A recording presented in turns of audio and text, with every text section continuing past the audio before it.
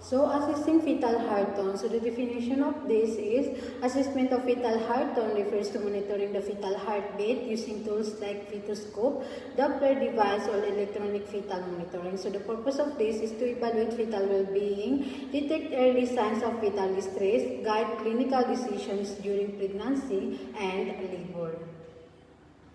For fetal heart tone assessment is before, explain the procedure, position the mother, then check the equipment, then know the fetal heart rate.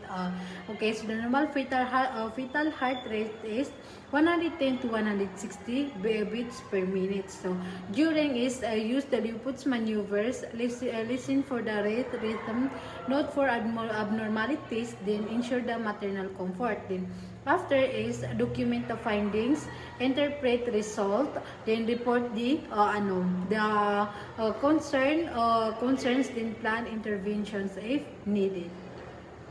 So, Assalamualaikum ma'am. I am Gina Johnny Masmail, your student task for today. So today ma'am, I'm going to assess your fetal heart tone. So before you start, can you please wait first? Ma'am, pwede po ba yung nasa sitting position po tayo with your knees bent. So after that, na-screen and position the patient to the examining in a semi-sitting position with the knees slightly bent.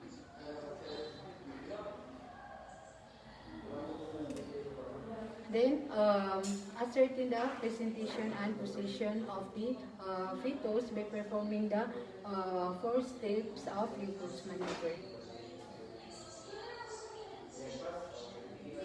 Then, palpating the abdomen of the mother. By palpating the abdomen of the mother. So, assuming that we already locate the back or the fetal back of the fetus, so now so if the uterus is not contracting, place the bed of the stethoscope over the quadrant of the mother, quadrant abdomen of the mother, where the fetus is located back.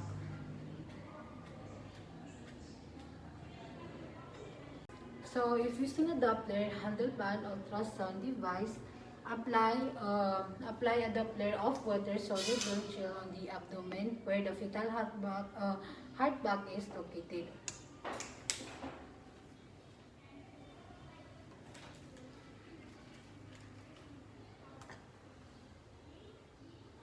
Then after that, turn on the Doppler device and set the volume to the half-wave mark. Then place the probe on the chill and listen for the fetal heart.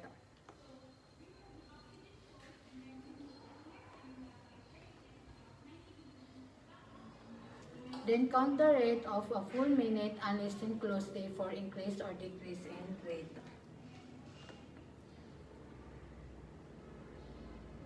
Then after that, take note of the rate, rhythm, strength, and any deviations of the fetal heart tone.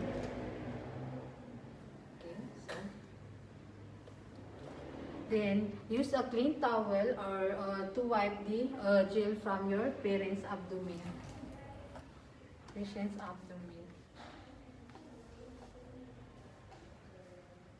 Then after that, disinfect the Doppler and the bell of the stethoscope according to the facility's infection control protocol.